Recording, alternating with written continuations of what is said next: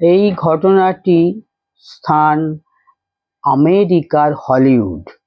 সেখানকার রামকৃষ্ণ মিশনের কেন্দ্র বেদান্ত সোসাইটি।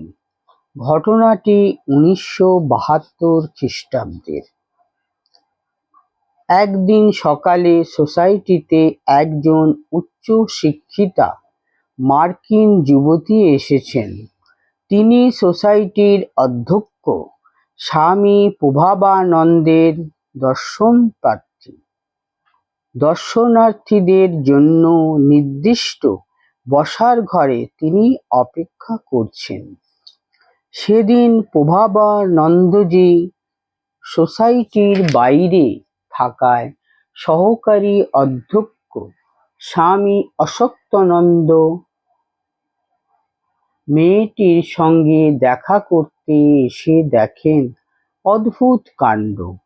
মেয়েটি ওই ঘরে টাঙানো সারদা দেবীর ছবিটির দিকে এক দৃষ্টি তাকিয়ে আছেন আর হাপুস নয়নে কাঁদছেন।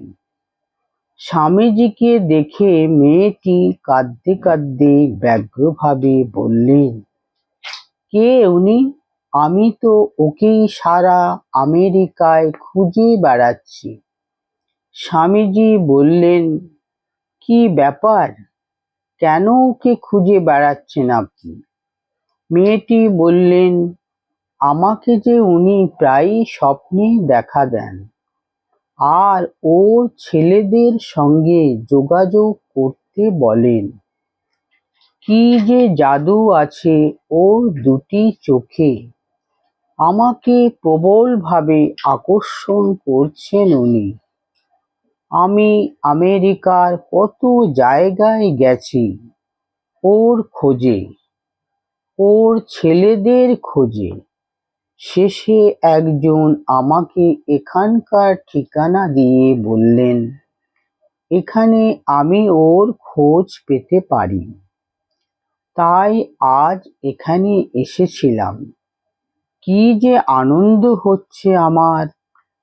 আমায় বলুন ওর কথা, ওর পরিচয়।